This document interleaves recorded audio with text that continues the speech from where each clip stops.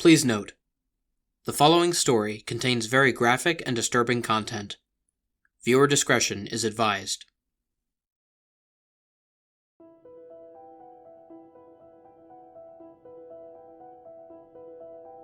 Prologue. Jeff McInnes awoke from an unexpected slumber in the middle of the afternoon. He had fallen asleep watching a news program about a group of armed hostiles taking over a hospital.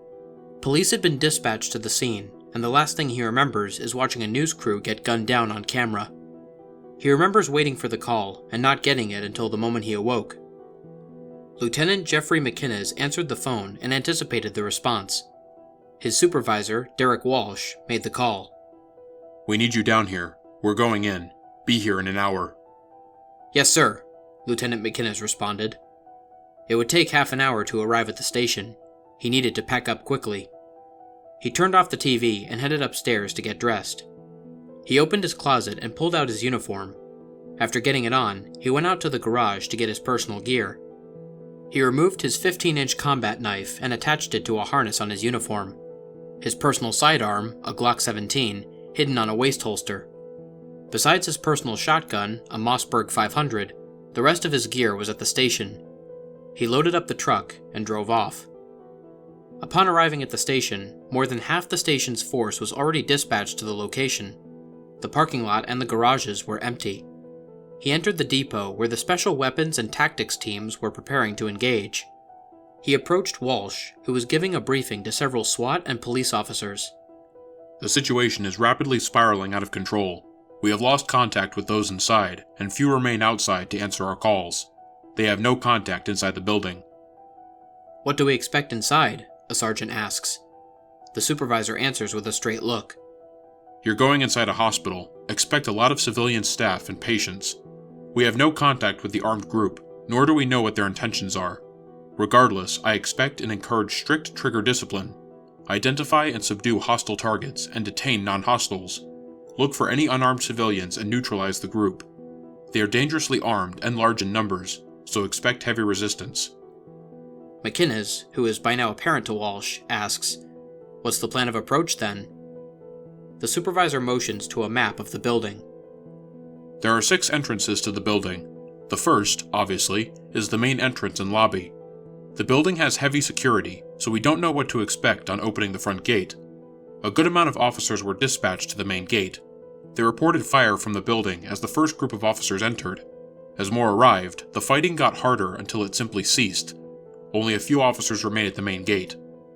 The second entrance is the sky bridge and fire escape to the left side of the building that connects to the city parking garage.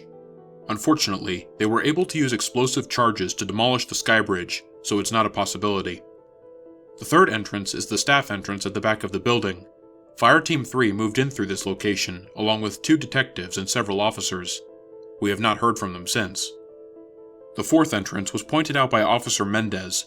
The underground parking lot of the facility eventually runs parallel to one of the basement floors of the hospital. If we could break through the wall, we would find a hopefully unguarded but nondiscreet entrance. The fifth entrance is the skylight on the roof of the building. We can guess that they have prepared for that, so it would be a matter of going in loud. Flashbangs down, rappel in." "The sixth entrance?" McInnes asks. "The sewers. We noticed the tunnel system runs parallel to the generator room. A service corridor from the sewers leads to the maintenance and generator area. We discovered this on the construction map." Commissioner Halvez approaches the outside briefing. He wears a brown trench coat and displays a thick black mustache with slicked back hair of the same color. He is tall and rather slender. "So what do we suggest to be the course of action?" he asks. "Fire Team 1 will make an aerial entrance on the skylight. We'll put a dozen officers and Fire Team 4 at the staff entrance. Fire Team 2 and a dozen more officers to reinforce the position at the main gate. Fire Team 5 will make the breach and clear in the parking lot." "And of my team, sir?" McInnes asks. "Fire Team 6 will make a stealth approach through the sewers.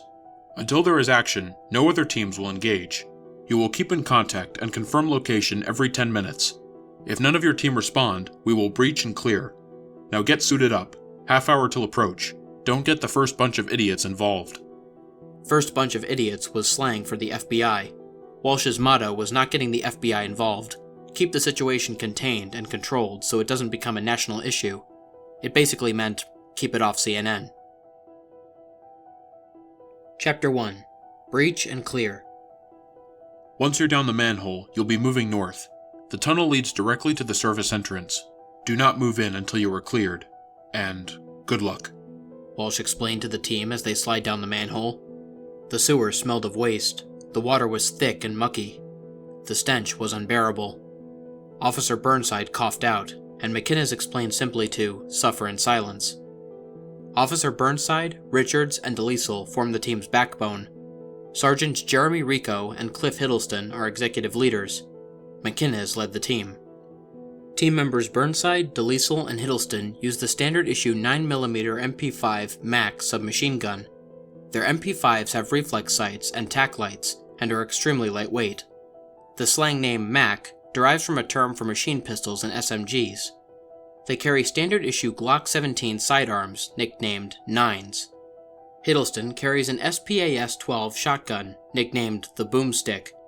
One of the reasons Hiddleston carried a boomstick was because of the double meaning of large shotgun or large genitalia.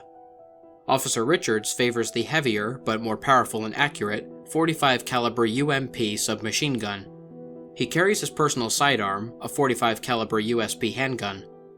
Sergeant Rico and Lieutenant McInnes carry SIG 556 5.56mm assault rifles, 45 caliber USP sidearms, and McInnes carries his personal Mossberg 550 shotgun.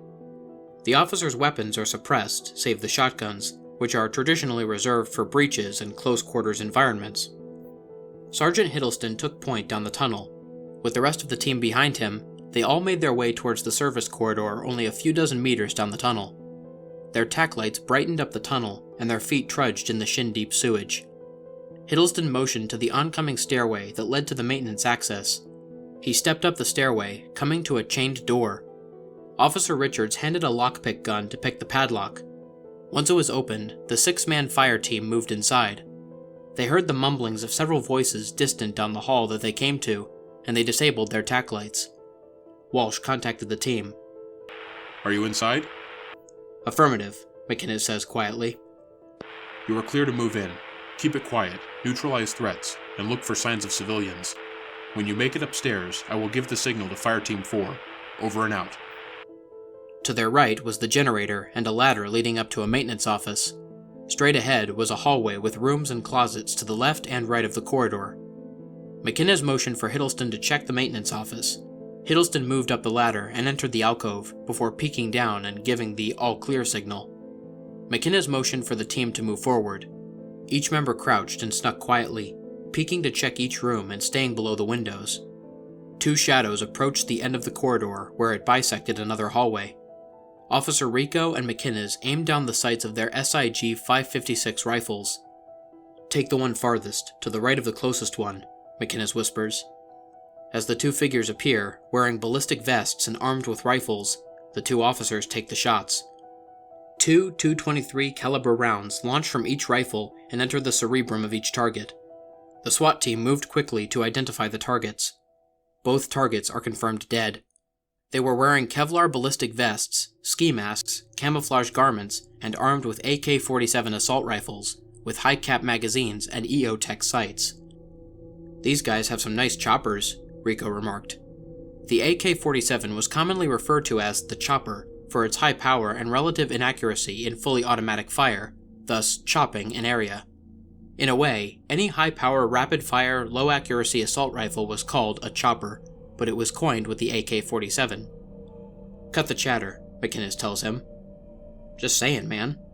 Rico investigated the rifles further, discovering that they had fired shots already. These clips are half full, Lieutenant. Probably discharged at the police, Hiddleston remarked. I said, cut the chatter. McInnes motioned to check the surrounding rooms before moving up the stairs. He was as uneasy about this as they were, but there was no reason to start worrying about how bad the situation was. He clutched his rifle harder and moved up the stairs, turning to face the top. As he sat in the middle of the stairs, rifle aimed upward, he motioned for Hiddleston to move up the stairway and onto the first floor. Hiddleston swept up the stairs and peered over the floor, MP5 at the ready. Several bodies lined the room. Clear, he told them. The team moved up and investigated the waiting room. Walls riddled with bullets, chairs overturned, and bodies of both hospital staff and tangos on the ground. Upon closer inspection of the room, a pool of blood trailed from the middle of the floor to an elevator. Burnside investigated the elevator. "Power's still working. Call it?" "Hang on a minute," Rico told him. McInnes and Hiddleston checked the bodies. "All KIA," Hiddleston confirmed. The supervisor cut in. Confirm. Hostiles in which level and room KIA? "Confirmed clear, level 1, primary waiting room. 9 hospital staff KIA. Confirmed 7 hostiles KIA," McInnes responded. Hiddleston moved to some of the staff bodies, 3 of which were piled against the service desk. He noticed that there were no visible gun wounds, rather those of a slash from a blade and blunt force trauma. "Boss, no gunshot wounds on any of the staff," he reported. Confirm, Hiddleston? The supervisor asks. McInnes checked the tattered bodies of the hostile group. There are visible rips in the ballistic vests and drab they wear, but no visible gunshot wounds or bullet penetrations. McInnes confirms, neither the hostile offenders nor hospital staff suffered from gunshot wounds. Wounds appear to be closer to a stab or slash. Some victims suffered blunt force trauma as if they were slammed into the walls. Amidst the discussion, Burnside and Rico checked the corridors from the waiting room. DeLiesel checked the stairs. Burnside cut in. "Lieutenant, you might want to check this out." McInnes got up from the bodies and stepped towards the first corridor. Burnside was standing in front of the door, blocking the view. McInnes arrived and looked over Burnside's shoulder.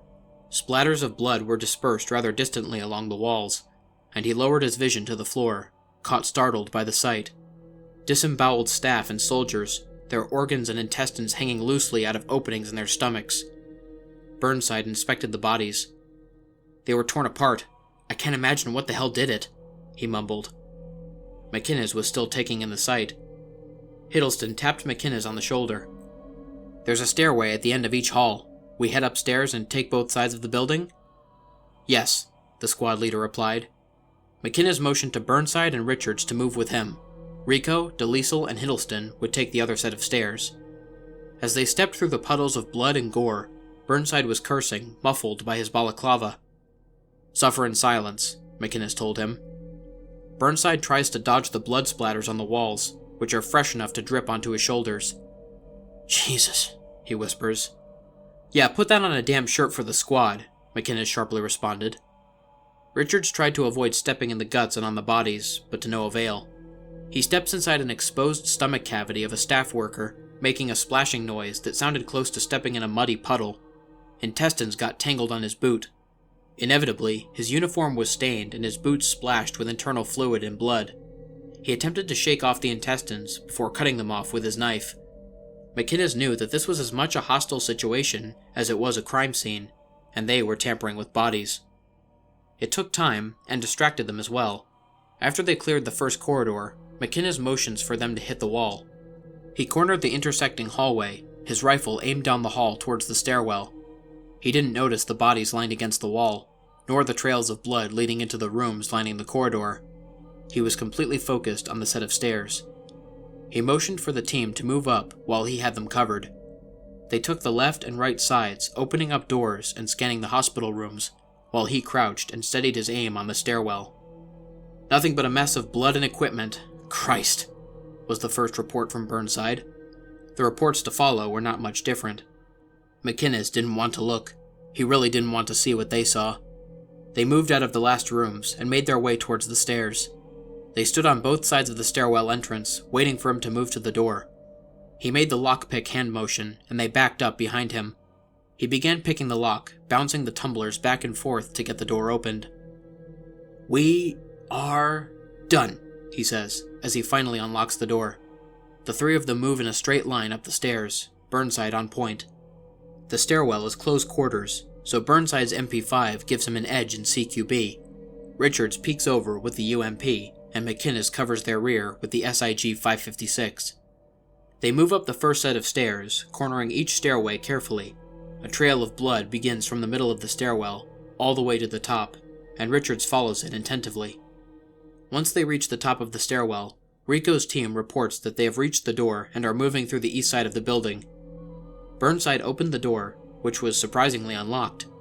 The blood trail continued past the door, but stopped in the middle of the hallway, inexplicably. McInnes moved up in front, covering the long hallway with his rifle. He advanced on point, while the rest of the team followed him. They examined the doors, exposed and open, but clear. One thing ran through McInnes' mind as he searched the building. Where the hell are the patients? A genuine concern. They had not encountered even a single body of a patient, although the hospital was less than regularly used in the city, which favored the main hospital in the innermost part of the city. It boasted of a rather large staff, heavy security, and quality medical equipment. However, he would have expected to see a few patients admitted at the hospital. He heard some mumbling in the distance. He whispered on the radio. "Rico, are you silent?" Rico confirmed. "Yes, you hear it too?" "I assume it's in the lab up ahead, end of the hallway. I'll take the right flank, you take the left. Breach and clear. Be mindful of staff, trigger discipline. Dispatch anyone outside." "Affirmative," Rico responds. McInnes and the half of his team moved towards the lab at the end of the hall. They covered the other empty hallways and corridors, not taking time to search them. Once they reached the door, they set a small charge on the hinge. On the first side, Rico flicked his SIG to single shot, so not to endanger civilians with stray fire. He recommends the rest of the squad do the same. Although the shotgun or a fully automatic weapon would be ideal for room clearing, it would always endanger civilians on the other side, and they were always taught against it, unless they were fully aware of the zero hostage probability. Military might get off easier for hostage situations, but not SWAT in an American civilian environment, not when that same American civilian can sue the city for millions. Once the charges are set, they begin counting down. 3, 2, 1, Rico and McInnes whisper in unison.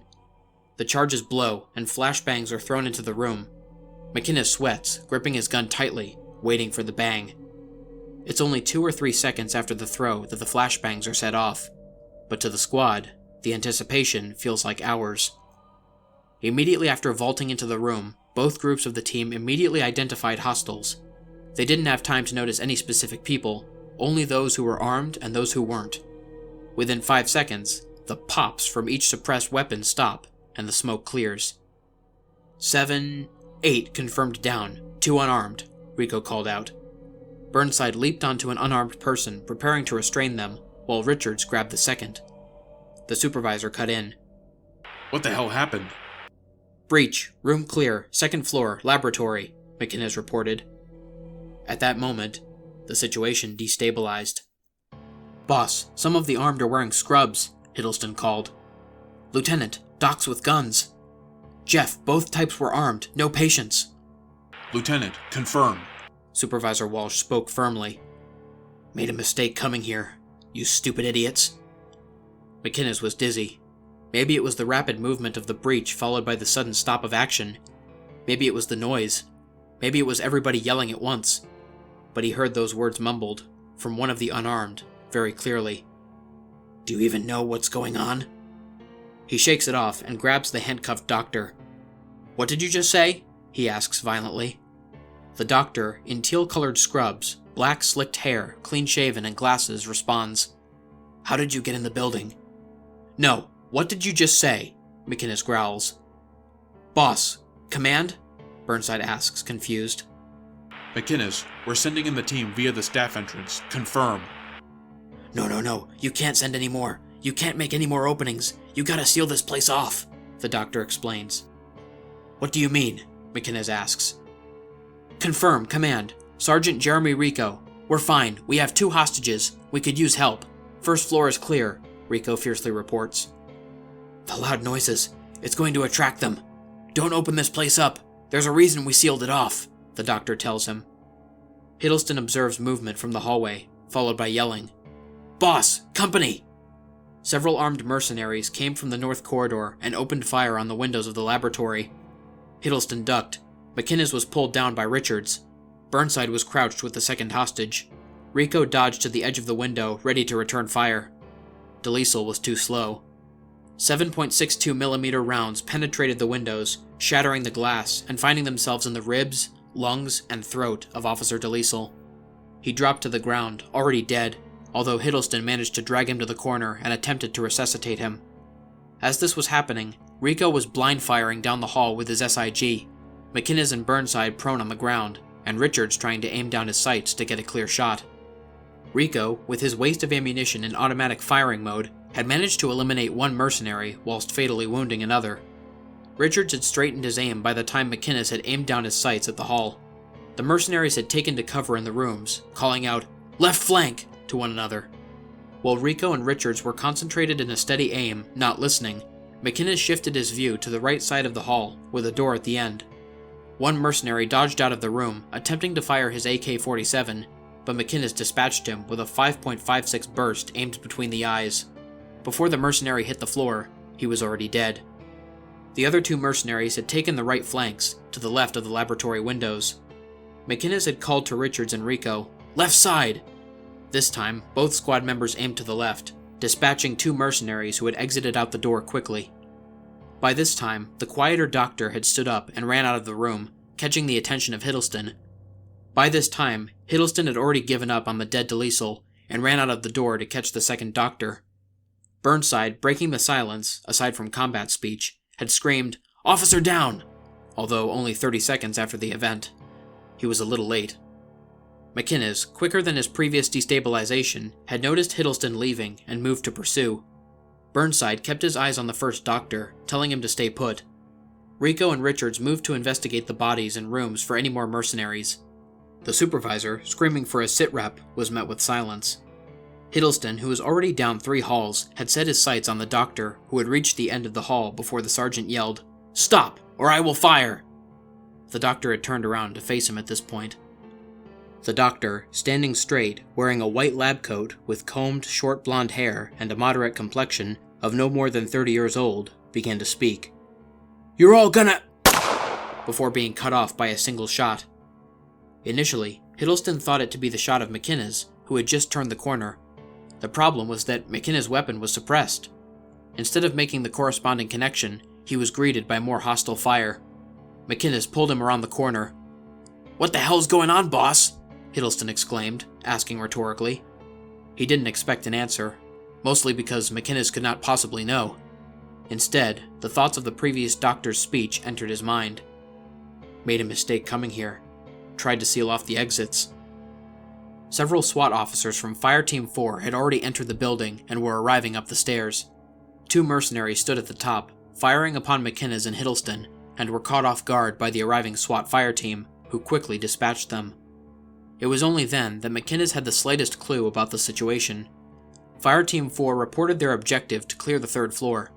Supervisor Walsh finally broke contact with McInnes. "You're off for now. Remain in the laboratory with the hostage until we can sweep the place clear. Get your head on straight. Respond. Over." "Affirmative, sir. Reporting," McInnes responded. "Boss, you alright?" Hiddleston asked. McInnes wondered what exactly was going on. Hospital with no patients, coming to the wrong place, making a mistake coming at all, mercenaries inside. It didn't make sense. Once he arrived at the laboratory, he watched SWAT Teams 4 and 5 enter the stairwell to the 3rd floor. He sat down with the doctor, who was relatively calm. He asked the doctor, "Explain to me what's going on."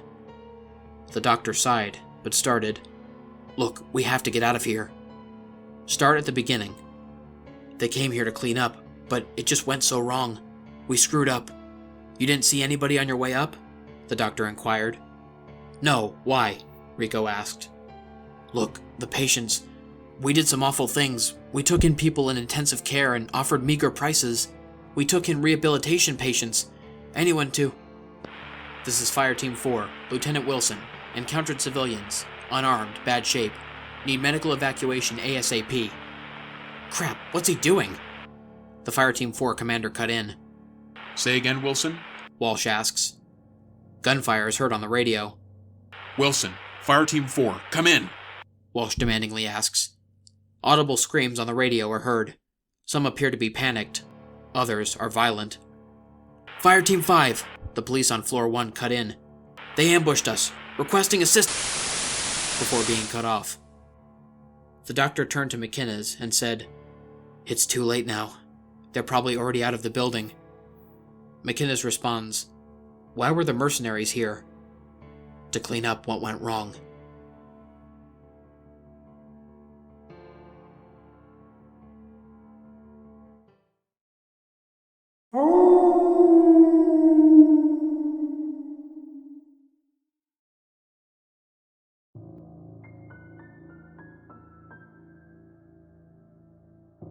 Chapter 2. Tarfu. Sergeant Jeremy Rico was already out the door with Richards. Hiddleston looked back at the hall towards floor 1. McInnes listened above to the screams and shots from upstairs, along with the tremor-causing gunfire downstairs. He informed Burnside to remain put with the doctor. McInnes attempted to contact the supervisor. "Walsh, what the hell is going on?" There was silence. McInnes cleared the door with Hiddleston and called Rico. "Rico, location." "Down the stairs, on our way to the lobby, clear," Rico responded. "I'm taking Hiddleston upstairs, over." Hiddleston and McInnes took the west hall from the laboratory and took the same flight of stairs as Fire Team 4 did. They were in the process of sprinting up the stairway and making their way to the door when McInnes had made an observation. The shots had already stopped. It was silent.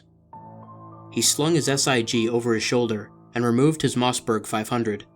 He and Hiddleston stood on both sides of the door, and McInnes gave the countdown symbol with his hands.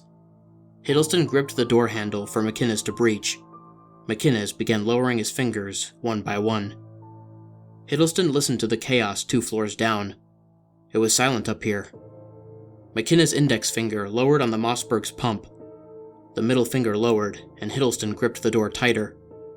The ring finger rested against the pump. "What happens if they're right behind the door?" Rico broke the silence. "McInnes, we're in trouble!" McInnes stuttered. Say again, Rico?" "Oh, crap!" Gunfire was heard over the radio. "Open it," McInnes orders. The door creaked open, and McInnes stepped inside, shotgun aimed down the hall. Hiddleston followed, trailing his MP5 down each corner. McInnes looked ahead to the body of a SWAT officer, dead on the ground. Glass is shattered across him.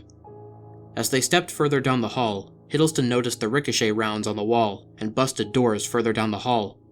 Blood is splattered across the floors, but aside from a single body, the hallway is clear. A door was heard creaking open. McInnes pressed his shotgun against his shoulder as a pale figure in a white gown stepped out of the room, the door clicking shut behind him.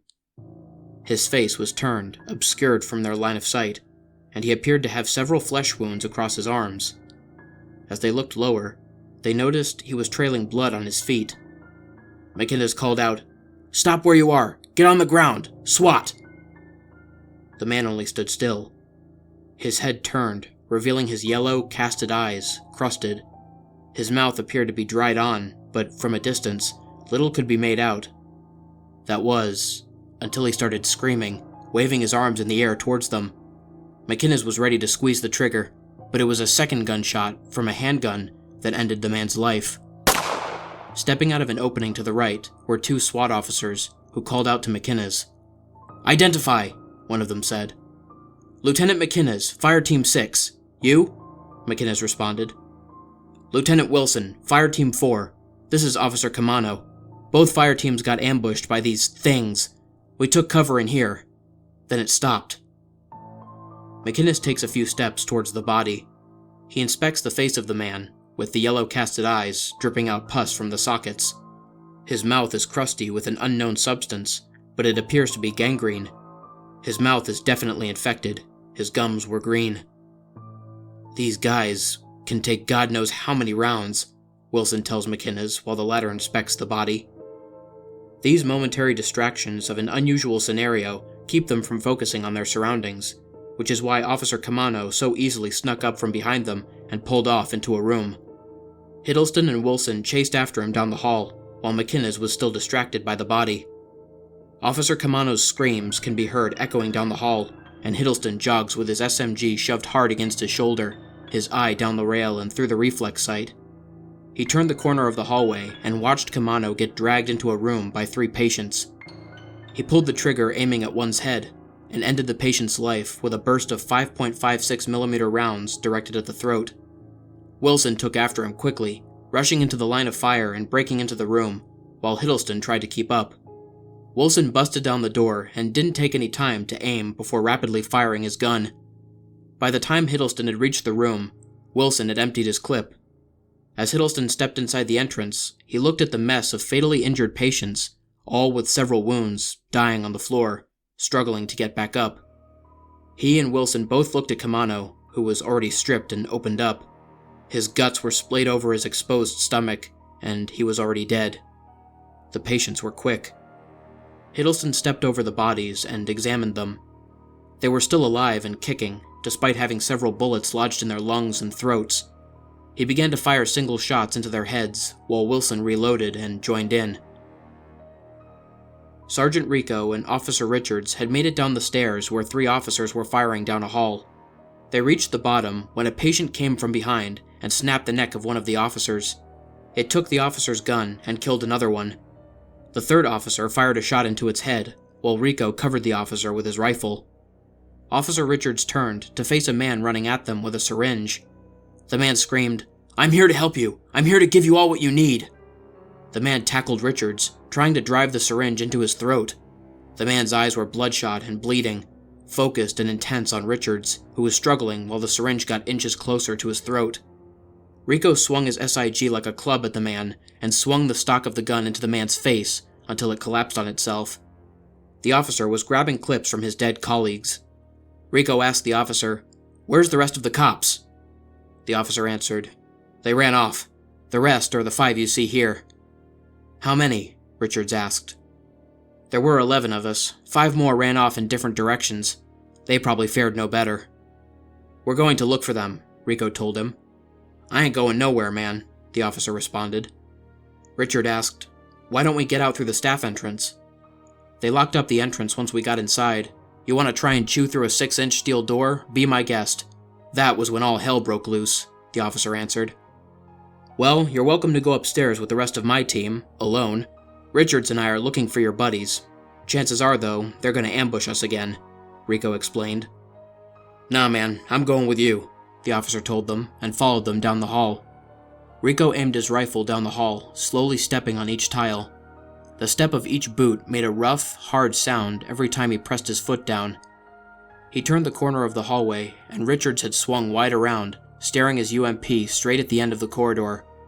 The officer followed behind them, every once in a while turning his head to look at their rear. Rico made the halt signal with his hand, and moved up quickly towards the end of the hall. He didn't bother checking any of the doors to his left or right, where Richards had to stay put to cover him. The officer was focused down the hall, and noticed a door creaking open in the middle.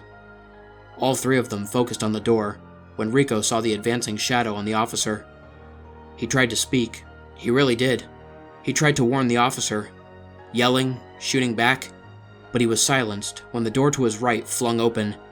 He turned his head to the screaming, and a pale, bloodied hand reached towards him.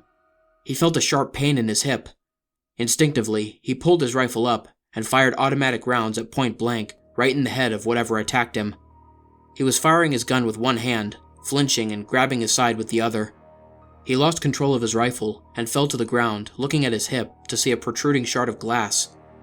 In those 5 seconds, a second being grabbed the officer and stabbed a syringe into his throat. Richards noticed the yellow liquid had been fully injected into the officer by the time he turned around, and fired his UMP right into the patient's face. Immediately, he noticed that this patient seemed different from the others. Its white eyes glistened, and its face was in a rapid state of decomposition, the cheeks decaying and displaying infected gums. When he finished firing, however, there was no face to look at. He tried to help the officer, who was already entering cardiac arrest and convulsing. He removed the syringe and attempted to apply pressure, but soon the officer gave in and stopped thrashing. Richards wasted no time and ran to Rico's aid, who was struggling to remove the glass shard from his thigh. Rather crudely, Rico ripped the shard out, twisting flesh and ripping more skin off, causing heavier bleeding. "Good God, man!" "Shut up and stop moving," Richards yells. He takes Rico's Bowie knife and tears off one sleeve of his uniform with the knife. He wipes the blood off around the area and removes his canteen, pouring whiskey onto the wound. Rico screams, but starts to laugh amidst the pain. "You're not supposed to have that stuff on duty," he tells Richards. "Yeah, well, maybe I should lay off the pot too," Richards mumbles. "How the hell have you stayed a cop?" Rico growls. Richards doesn't answer, throwing Rico's arm over his shoulder. Rico grunts and growls, and they turn back towards the corridor. A door opens, and an officer's body falls out, stabbed in the back with 2 syringes. Richards drags Rico towards the open door, UMP pressed against his shoulder, and he peeks around the corner, SMG drawn. He sees 3 more officers in stages of dismemberment and hears a sloshing noise. He sets Rico down, who quietly grunts. Richard stealthily walks inside the room, aiming down the office corner, waiting to turn. He steps in a puddle of blood, which makes a dampened, quiet splish, and the sloshing stops. He peeks around the corner and is pushed down against the wall. A humanoid creature, its teeth bare and rotting, tries to get its jaws around his throat while holding him down. Its skin is black and rotted, its eyes a bright white. He tries to get his knife out, but can't take his hands away from its head, which is trying to force itself onto him.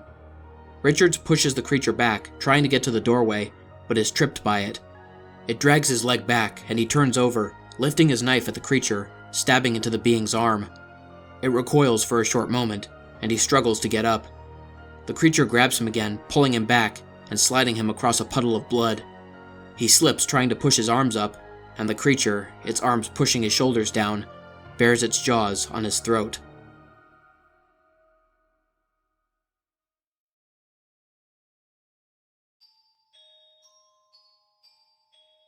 Chapter 3. Tango Uniform. 2 floors up, McInnes is alone. He swiftly turns, shotgun raised, at every corridor leading to him. He calls for Hiddleston, but there is no response. He tries to call open on all channels via the radio. There are no responses. Not from Richards, Rico, Burnside, or Hiddleston. He steps toward the direction that Hiddleston went. Mossberg pressed firmly against his shoulder, he walks down the dimly lit hallway, covering every side. He hears the tapping of feet behind him, and he hides in an office, shutting the door and hiding against it. He listens intently outside to the footsteps getting louder and louder. He expected a noise afterwards, but there was silence. He turned his head towards the room and saw the bodies of 2 SWAT officers, both ripped open and clean of flesh. He crawled towards them, and the wooden door began to split. He turned around and saw the blade of an axe breaking through the wood. He fired rounds from his Glock 17 into the door, but the axe kept busting through. Finally, there was a large enough hole in the wood for a torn hand to reach inside and unlock the door. McInnes removed his knife and stabbed the gray-fleshed hand into the wooden door, taking a shotgun and firing into the shoulder of the being. The shoulder simply split apart, and the thing fell backwards. He opened the door and removed the axe, bringing it down on the creature's head. Officer Burnside had locked himself in with the doctor. He had already begun to barricade the doors with file cabinets and tables. The doctor simply sat in an office chair. "You could help, Doc," Burnside told the man, to no response. The SWAT commando had had enough. He kicked the chair down and slammed the butt of his gun into the doctor's face. "As far as I'm concerned," Burnside said, "you did this, and you're responsible for this crap. I can't contact any of my team." "Once the security measures are in place, you won't be able to contact anyone outside. As for inside, are you sure your radio isn't dead?" the doctor explained and asked. "Crap, you might be onto something. Then again, why am I getting static?" "Bad signal?" "I don't know. You know the building better than I do," Burnside concluded. He left one door, a locked door at the end of the laboratory, unlocked, just in case his team returned. He didn't dare step outside. Instead, he waited. He stared at the wall, just waiting for his team to respond, to knock on the door, to know that he's not the last guy left inside the building. He wondered why it didn't occur to anyone to leave through the breach that SWAT Team 4 made, if all entrances were locked up when the place went red. He checked his watch and sees that the time is 20:37, or 8:37 p.m. It had gotten late. He wondered how long they've been gone. It's then that he hears the mumbling and pattering of multiple people walking. He hoped it was his team and moved toward the window. "McInnes? Rico?" he muttered. "Shut up," the doctor whispered quietly.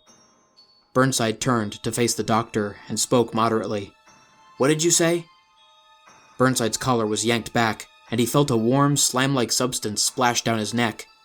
He turned and saw a hand missing 2 fingers reaching through an exposed window, only covered part way by one of his makeshift barricades. More hands reached in through the exposed openings, and he drew his SMG out.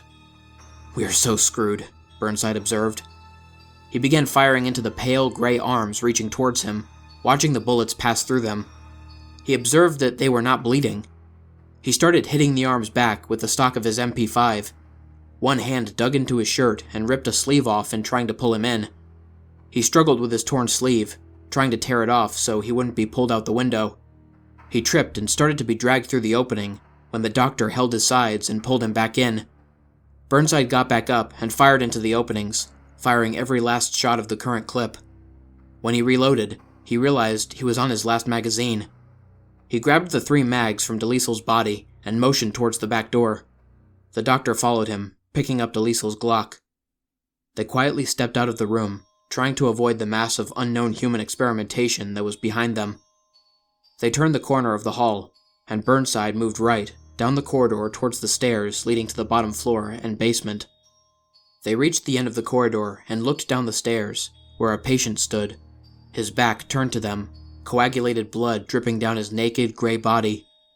Glass and bits of metal protruded from his shoulders, down to his thighs, and some shards were embedded in his feet. He held a surgical saw in one hand, and a scalpel in the other.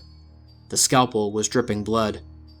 He turned towards them, and the first thing they noticed were that both of his eyes were gouged out. They stared at the empty, bloody sockets. The front of his body was covered in lacerations. They didn't make a sound. They both knew that he wouldn't be able to see them, but he could still hear them. The patient didn't move. Burnside steadied his SMG, aiming at the patient's head. He pulled the trigger, firing a burst of 5 rounds directed at the patient's head. In a split second, the patient simply dashed to the right and sprinted towards the stairs before the rounds hit the wall. Burnside didn't have time to even steady his gun before the patient was only inches away, saw raised. He and the doctor dodged out of the way, and the saw hit the rail of the stairway, sending sparks everywhere. The patient raised the saw in the air, ready to bring it down on Burnside. Burnside attempted to fire again, rather inaccurately, but at closer range had much better results. 4 bullets pierced the patient's side, and it recoiled back, falling off the rail and down the stairs. Burnside noticed that he had dropped the saw when he fell, and it was falling on top of the patient when he hit the bottom. The commando and doctor moved towards the railing, and observed that the saw had fallen on top of the patient's shoulder, slicing off his entire arm. Burnside breathed a sigh of relief, but the doctor kept looking back. Burnside turned around when he heard the saw rev up again, and returned to the railing. The patient began to twitch, moving slightly but quickly, and got back up. His shoulder bled greenish-brown liquid, and he picked the surgical saw back up, walking back up the stairs. Burnside turned back towards the stairs, and saw that the noise had attracted the mob that attacked them in the lab. They had already reached the end of the corridor, and were stumbling and running towards them. Burnside didn't realize that both his weapons were empty before aiming, waiting for the group to reach the middle of the hall.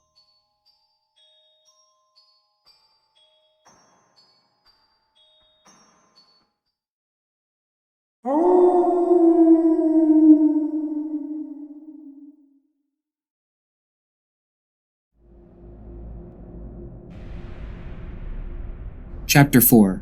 Trapped. McInnes was trying to find his way around the current floor. It had been at least 9 hours since the breakdown. He hadn't seen Hiddleston, Wilson, or any of the squad.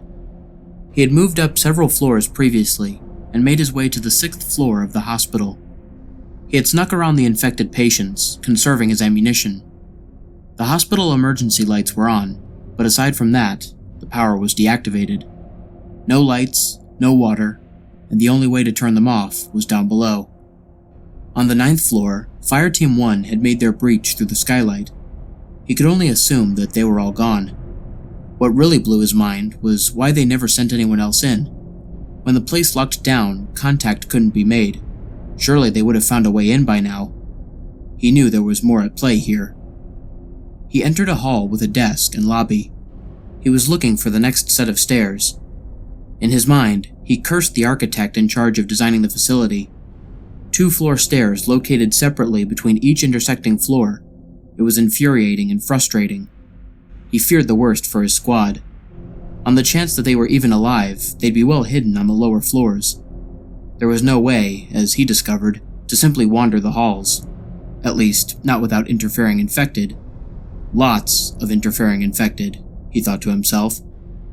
Instead, he went cutting through each room.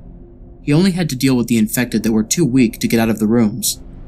They would attempt to cough out cries for help for their more active, infected comrades, but he simply slit their throats. He began to grow accustomed to the sound his knife made, the sound when he sliced their necks open. They didn't bleed, which either meant that their blood had grown thick and coagulated enough, or that their hearts had ceased to function.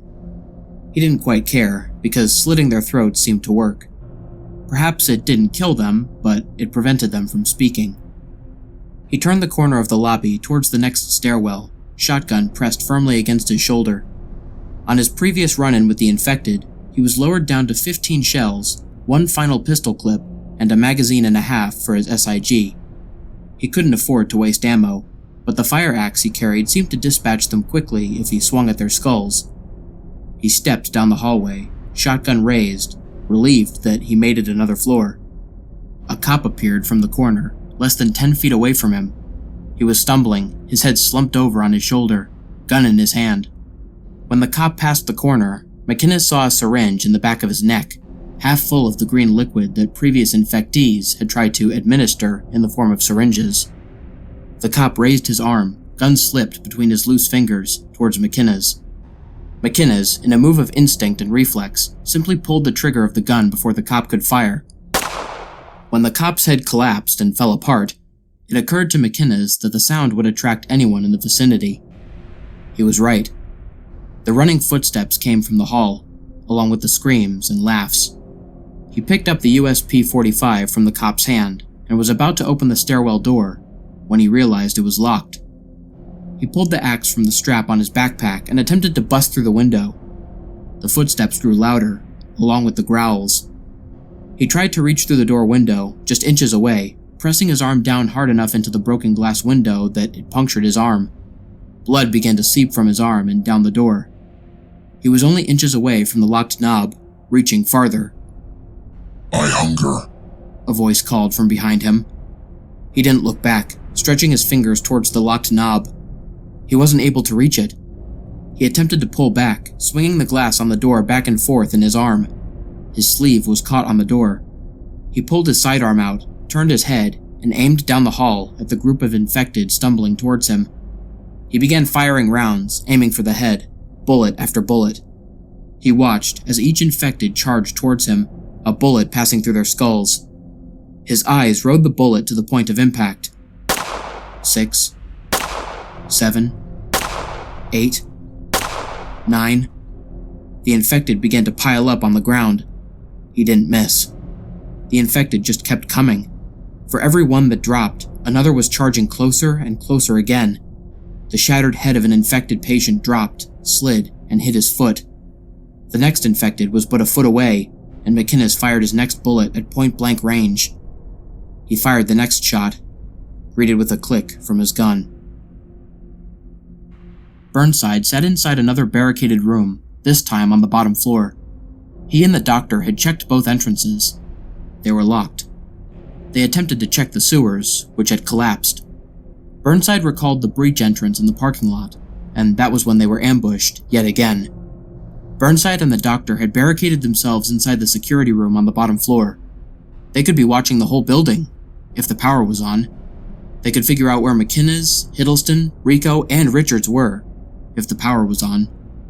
Instead, he listened, with his one ear, to the infected outside, struggling to open the door.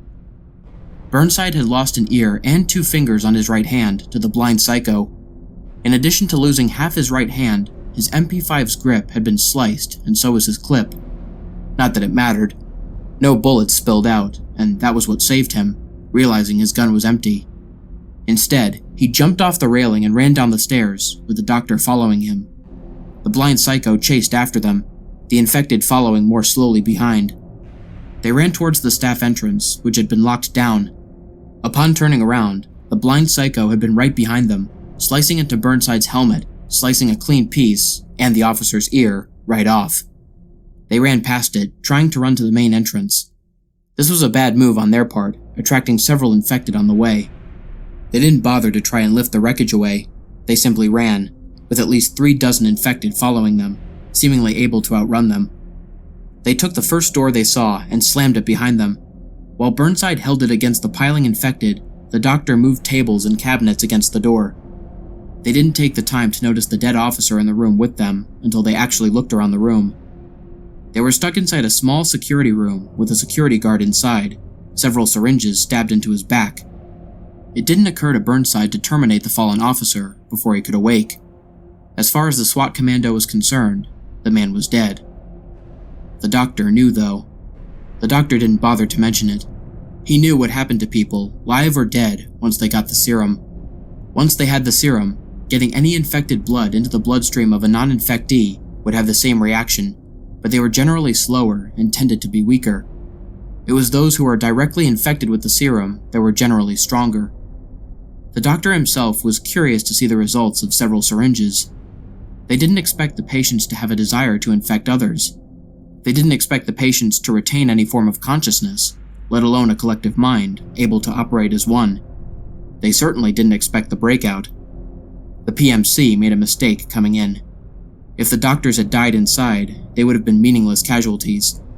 They all knew what they were getting into and were paid very well because of it. Instead, the doctors took up arms and so did the PMC. They should have sent professionals. The PMC simply shot the whole place up and killed specimens. They were not soldiers. They were mercenaries. They were supposed to get strands of the serum. Burnside concerned himself with getting out. The patient's moans about food and assimilation had subsided, and he wondered if that was simply a ruse to lure him out, or if they had lost interest. There were no windows where he could look out. If the security cameras worked, then he would know. But he didn't. Hiddleston and Wilson had ran back to McKenna's, who was already missing by the time they had arrived. Hiddleston had attempted to open up the elevator shaft and climb up the shaft, realizing that the elevators only covered 2 floors. They had managed to get to the 3rd floor, encountering moderate resistance. They moved steadily up the halls, finding their way to each set of stairs. They had passed McKenna's, unknowingly, and were on the 9th floor. It was there that they had discovered Fire Team 1. Fire Team 1 was greeted with booby traps. Bombs had gone off, bombs set up by the mercenaries. Those who weren't killed upon touching down, or repelled afterwards, were greeted by the ambush of a few dozen patients. They weren't ready, and were outnumbered, and eventually overpowered. Fire Team 1 was infected with several syringes of the serum, becoming very able, active infected. Initially, Hiddleston called out to them, thinking they were still human. Upon the sight of both men, they fired upon the officers. Fire Team 1 had pursued them into a laboratory. Hiddleston had covered the door and windows with his shotgun, and Wilson explored the laboratory, discovering an entrance at the other end. It was quiet, and that was when Hiddleston heard them counting down. "Breach!" he screamed to Wilson. The doors on both sides busted open. Flashbangs popped and blew, and Hiddleston fired where he was aiming. He fired every round in the shotgun. Wilson hesitated. Hiddleston hit the ground from both recoil and reflex. When his sight cleared, he only saw the blood splattered against the wall and broken door. He sat up and saw the bodies of Fire Team 1 that he had torn apart with his shotgun. He quietly reloaded before taking fire from the other side of the lab. Wilson was not as lucky. When the grenades flashed, he was caught unaware and was promptly shot 3 times between the eyes. The other 4 men in Fire Team 1 moved quickly through the lab, firing upon the small table Hiddleston was pressed against. Hiddleston threw a grenade above the table, pressing more shells into his shotgun. The table shook and pushed him backwards, the impact sending him against the wall. He turned to face the side of the laboratory, looking at the bodies of 2 more soldiers. The other 2 of Fire Team 1 had disappeared. He wasn't going to check the bodies, for fear of ambush. He looked to his right and saw a small ventilation shaft. He busted it open with his leg and crawled through. "Where the hell is he?" An officer from the fire team called out. Both officers fired into the air in frustration behind Hiddleston. He simply crawled down the shaft, taking a right turn. He crawled slowly towards the end, trying to feel his way around the dark shaft. He peeked left and saw an emergency light through a vent. He followed that, kicking the vent out and hopping through. He was in a small closet. He turned on his tactical light that was attached to his SPAS-12 and opened the door just a crack to peek out. Chapter 5. Trapped, Part 2. Rico and Richards were but down the hall from Burnside, and none of the three men knew it. They had hidden themselves inside a medical room where Richards attempted to patch Rico up. Rico had fallen unconscious, but was still alive. Richards had managed to drag him when the officer passed out. They encountered little resistance from there to the other side of the building. Richards wanted desperately to look for any more survivors. Anyone. Any doctors, any of his team, any other teams. But he couldn't just leave Jeremy in the room, alone. Without the lights on, and no light from outside, Richards had to attach his tack light to the ceiling. He removed his knife and set Rico down on a couch. He had to struggle to safely remove the little pieces of glass still stuck inside the large, gaping hole in the man's body. If the idiot hadn't yanked the glass out, this wouldn't have been a problem. Instead, Richards removed the cloth from the wound and began sticking his knife in Rico's body, looking for the reflections the glass would make. He looked for anything inside the room that was more precise. A scalpel, perhaps. It was an office, after all. He searched and searched, with no results in the cabinet. He was about to give up hope when he noticed a pair of tweezers on the desk. He picked them up and put them inside Rico's body, picking up the tiny shards of glass from the man's insides. He picked up each piece and placed them on a table beside the couch. He was ready to remove what seemed to be the final piece when he noticed it was stuck. He gently yanked it back, and it was pulling muscle off with it. He stuck his knife inside and sliced the muscle attached. He poured his canteen of whiskey in and around the wound, wiping it with a small piece of his torn sleeve.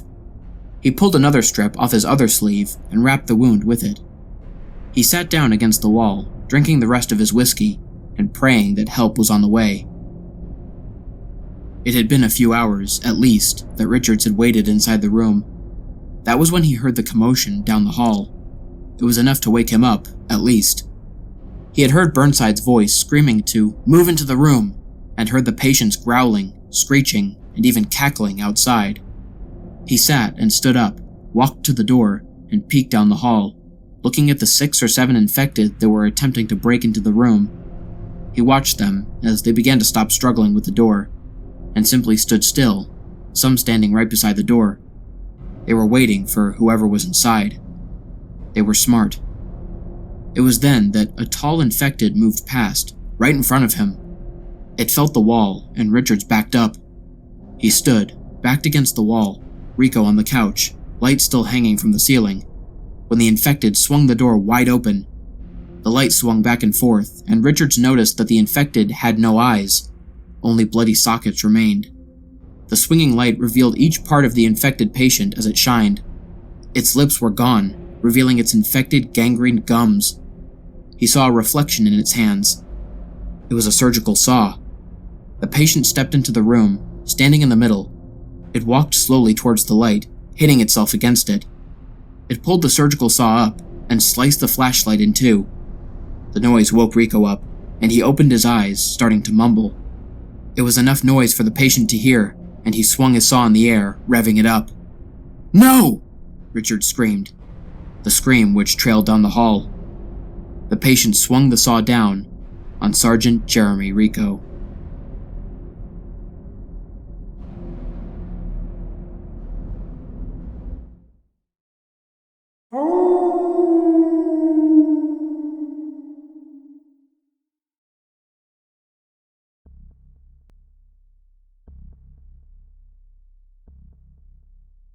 Chapter 6.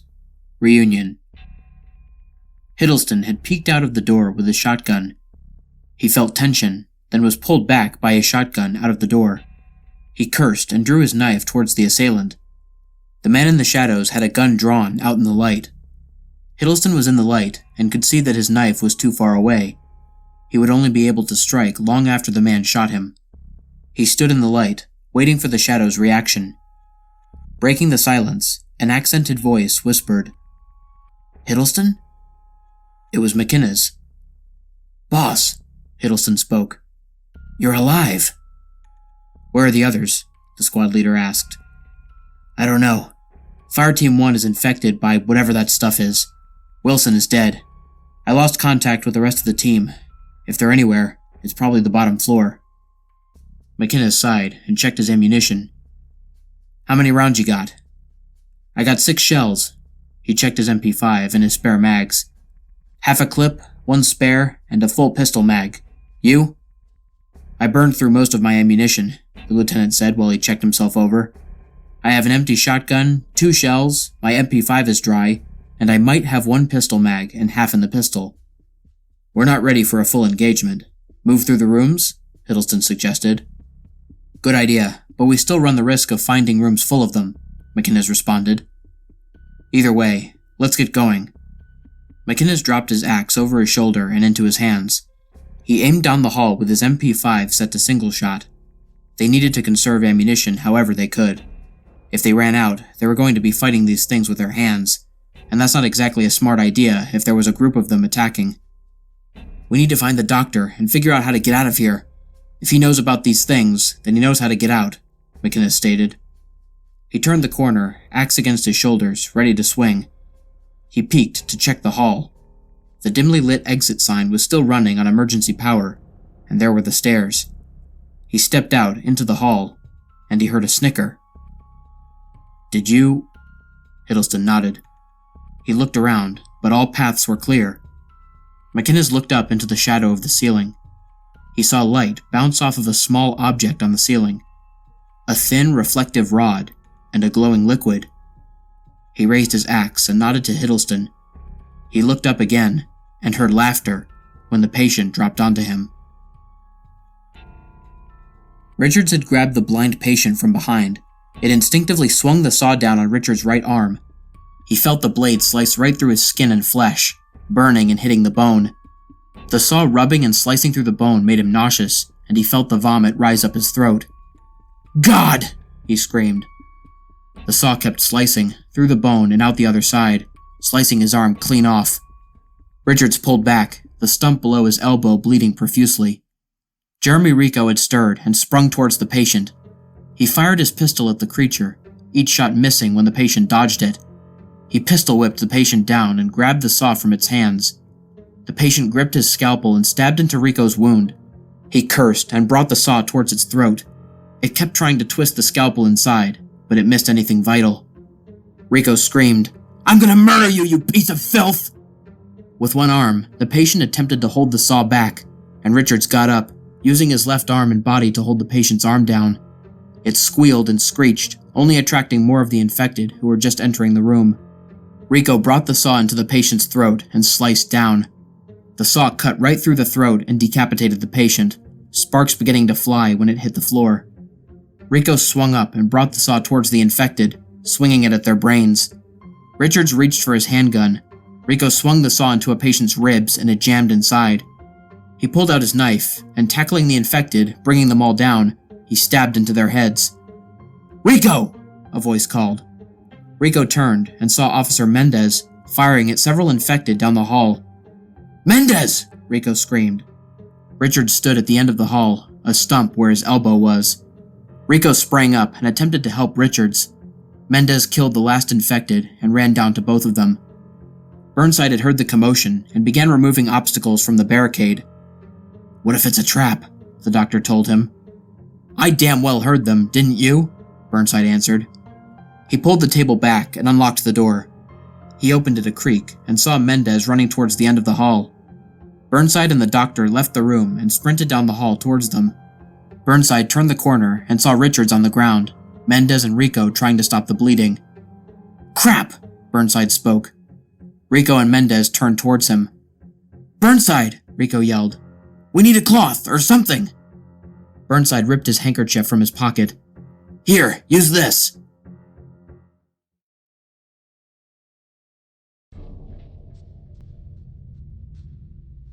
Chapter 7. Descent. McInnes swung the axe, but missed. It was Hiddleston who grabbed the infected off of him and held him down. McInnes picked up his axe and swung it into the head of the patient. The top of the head slid right off, and the patient died. McInnes and Hiddleston ran towards the stairs and sprinted down. Floor 4. McInnes was surprised. Aside from a few common infected, the place was empty.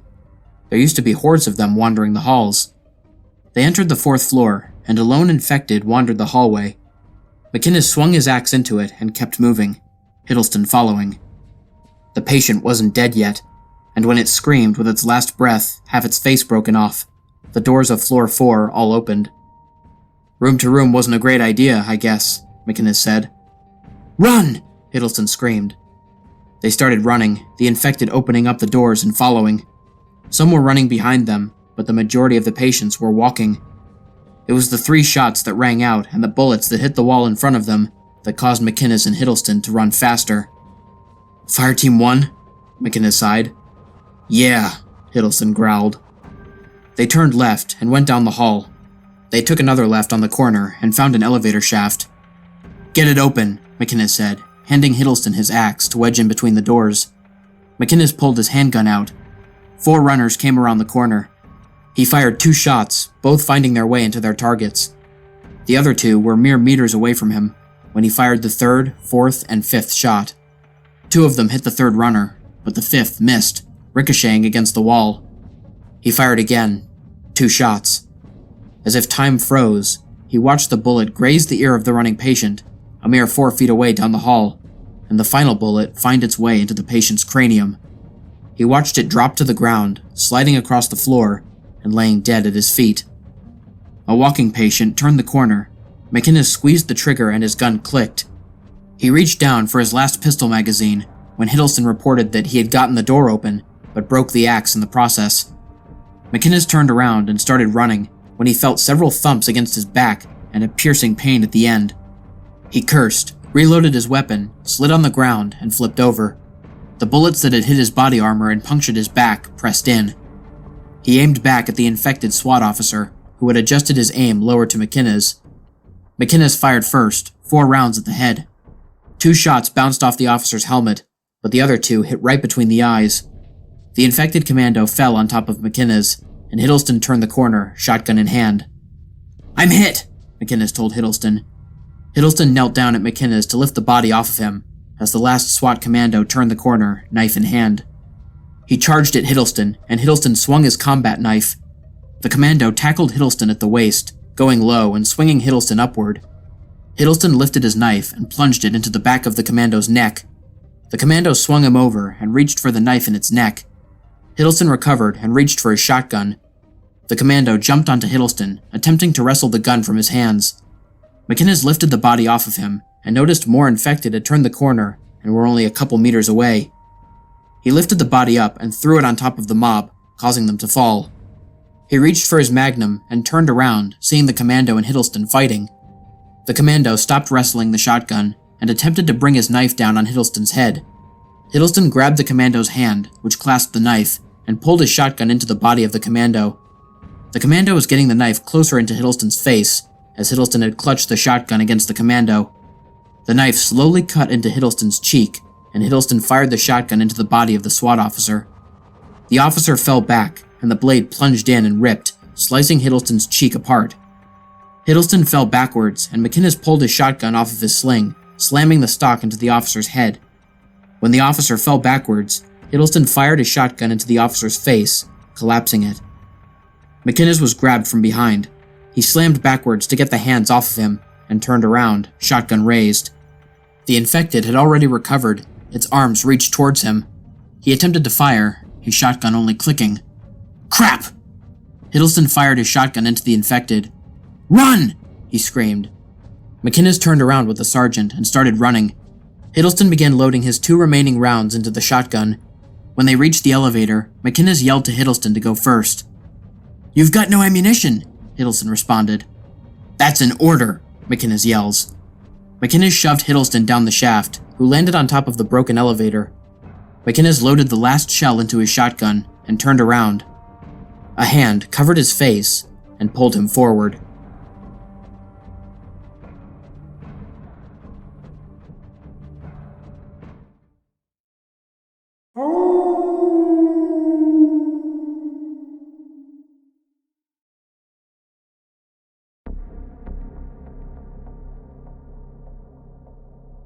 Chapter 8. Exit Strategy. "We gotta get out of here. The question is how," Rico expressed. "Every entrance is locked down. We checked," Burnside explained. "Once in lockdown, there's no way out," the doctor informed them all. The dispute grew louder inside the small leisure room. The force argued amongst themselves when Richards woke up. I can't feel my... Oh, crap. He realized his arm was severed, and he remembered. He looked down at the stump where his arm was. All right, what plans do we have for escape? The crippled officer asked. There is one way out, Mendez offered. No, there are no ways out, the doctor exclaimed. In case there's a breach, the entire facility locks down. We can't get out of here. So you're telling me, Burnside inferred, that you designed this facility with fail-safes to keep these psychos from getting out, so the facility would lock down on breach. Yet, a paramilitary group was able to get inside before the facility got locked down, the patients had escaped before the facility locked down, and then, somehow, the whole place got locked down when they got outside. Really, we just got locked in with half of these things, while the other half got locked out with the rest of the... Some subjects got out? The doctor cut him off. Outside? No, that wasn't supposed to... Regardless, whatever contingencies you guys had in place for this building failed. We have to find a way out of here. What was the plan exactly? To just lock them in? If nobody else can get inside, how is this place supposed to be secured? Rico interrupted, and then asked. We were supposed to starve them. They're compromised after 90 days with the brains intact. Then, we open the place. How? Burnside asked frantically. Crap, the doctor stuttered. Keep talking, jackass, Rico told him. The place has a failsafe. Exactly 100 days and 15 hours later, the place is open for recovery crews to gather samples. Otherwise, the place goes up in smoke, the doctor explained. You blow this place up? How? Richards asked. There's a kill switch that detonates explosives throughout the facility. The place is leveled. Even underground, it forms a crater and destroys everything underneath. The generators, tunnels, labs, everything. Labs? Burnside asked. Laboratories, where we performed research, the doctor answered. You mean, Mendez retorted, illegal human experimentation? We discovered the secret to neural immortality. Yeah, and look where that got you. A facility full of insane, cannibalistic monsters straight out of a freaking zombie movie. You're going to get tried after this, Mendez informed the man. If we get out of this, the doctor added. We will, because of Fireteam 5, Mendez told the team. What are you talking about? Fireteam 5 is dead downstairs. They were one of the first groups we lost contact with. They're probably slowly being infected. If we wait any longer, they're going to wake up, Burnside argued. No, because Fireteam 5 made a breach in the basement parking lot. Any security the building had wouldn't cover a makeshift breach made with charges, would it? Mendez rhetorically asked. The doctor began to sweat, panicked. So it's settled, Richards ended. We go to the parking lot, probably through the basement, right? We'll get out through the bottom floor, and I'm sure the doctor will help with that. The doctor reached into his pocket. I'm not so sure about that, officer. Burnside grabbed his sidearm, but man was he fast. The doctor pulled a scalpel and moved towards the door. Rico was in his way, slinging forward his SIG 556, but it was too late. The doctor slashed straight across the SWAT sergeant's throat. The doctor opened the door, and Burnside jumped from his chair and ran after the man, drawing his handgun and firing. Rico's throat opened and sprayed blood out onto the officers as he collapsed to the floor. Richards drew up and knelt over Rico. Oh my God, man, Richards grunted.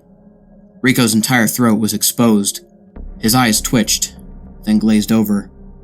Richards turned to Mendez, still recovering from the shock of the entire incident that just flashed. Go after that piece of filth and kill him. I can't leave you like this. Mendez was cut off. You're not letting Burnside run off alone. Now go, Richards growled. Mendez was about to exit the room when Richards tossed Rico's SIG at the officer. Take that. Switch to single shot, he told the cop. Mendez nodded and ran after Burnside. Burnside was running after the doctor, who was turning corners left and right, attempting to head up the stairs. Why? Burnside screamed towards him. Burnside watched the man climb up a stairwell and fired 3 shots, one of which hit the kneecap of the doctor. He heard the man scream, but the doctor kept going. Burnside kept running after, as Mendez turned the corner Burnside had just left. Burnside? He called out. Burnside hadn't heard, already climbing the stairwell. Mendez stopped, checking all his sides, without noticing the patients who scattered past him. Chapter 9. Snafu. McInnes! Hiddleston called from the bottom of the elevator shaft. There was no response. It had happened very quickly. It was loud all at once, then Hiddleston hit the bottom, and it was quiet. He waited. The wires had been cut, and he couldn't jump high enough to reach the elevator doors above. Instead, he shot open the vent for the elevator car and hopped down inside. He hated to admit it, but he had given up. McInnes bought him time, and there was no reason to. "Oh my God!" McInnes screamed, falling down the shaft and through the vent. "What the—" Hiddleston spoke, pressed against the car. "Not now! Aim up!" McInnes screamed. Several patients began falling into the shaft, crawling into the vent. Hiddleston began firing his last rounds, and McInnes lifted his Mossberg like a club, ready to swing at any who managed to survive. A single infected subject fell into the car, and McInnes swung downward, the stock of his gun collapsing the skull of the infected, the brain squishing with the hit. Hiddleston kept firing rounds into every head that peeked inside, until McInnes began prying the doors of the car open. Hiddleston emptied his mag and reloaded his final clip into his MP5. "I'm out!" "Almost done," McInnes called. The doors just opened far enough for him to get his fingers inside. When he opened the door, he was tackled by two infected. They pushed him against the wall, and Hiddleston grabbed one by the neck, pulled him downward, put him into a headlock, and snapped his neck. McInnes, grabbed by one infected, gripped his knife and slammed it into the side of the infected's head. The subject fell over onto the floor. "Let's go," McInnes tells Hiddleston. Hiddleston was never going to believe his lieutenant was dead, ever again.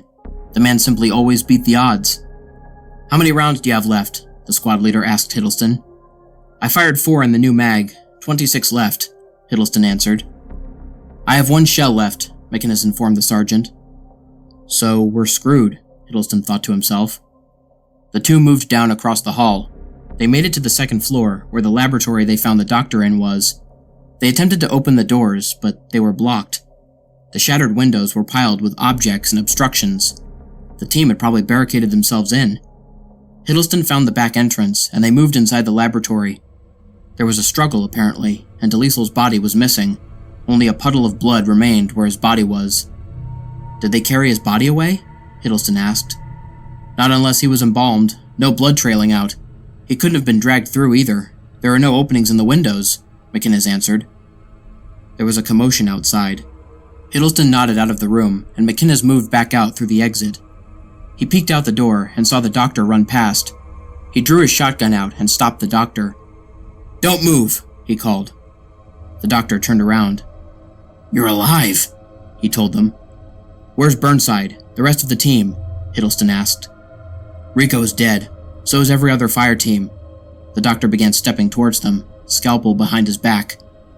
"Rico? What about Richards? What about Burnside?" the sergeant continued. "They're both alive," the doctor trailed. "But Richards is badly injured." Hiddleston noticed the injury on the doctor's leg. The doctor was less than 5 feet away from them, right within distance, when Burnside called, "Get away from them!" The doctor swung the scalpel towards McInnes, who grabbed the arm and twisted it, swinging the doctor over his shoulder and slamming his fist into the elbow, shattering the bone. The doctor screamed, dropped the scalpel, and Burnside fired a shot into the doctor's shoulder. "That guy," Burnside exclaimed, "killed Rico." "You did what, Doc?" McInnes asked, twisting the broken arm. "Screw you," the doctor growled. Burnside turned and noticed DeLiessel and several other infected walking towards them. "Boss!" he screamed. McInnes dropped the doctor down and backed up, gun raised. Instead, the infected circled around the doctor, kneeling over him while he screamed. "We need him," Hiddleston called. McInnes simply watched. "No, Hiddleston," Burnside answered. "We don't. Officer Mendez told us how to get out of here. Fire Team 5's breach and clear entrance." McInnes turned his back on the doctor. Burnside and Hiddleston simply watching as the patients clawed into the doctor's stomach and began grabbing his flesh. The man was still conscious, screaming, begging McInnes to shoot him. McInnes turned around and raised his shotgun towards the man. Burnside and Hiddleston stepped away. "We need to get back down there. We thought you guys were dead," Burnside tells him. Hiddleston is still frightened by the interaction going on. They're watching a man getting eaten. "We can't just—" "We can, and we are," Burnside tells him. McInnes aimed his shotgun down and slung it back over his shoulder. "Please!" the doctor screamed.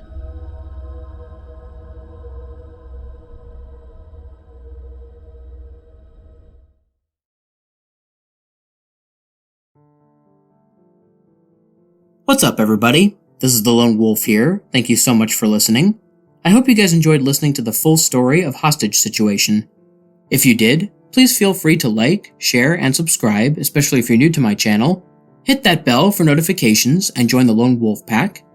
If anybody wishes to reach out to me regarding personal stories, recommendations, advice about the channel, or just to say hello, feel free to leave a comment on any of my videos or send me a DM on any of my social media platforms. There will be links to my email, my Twitter, my Discord server, my Instagram, and my TikTok in the description.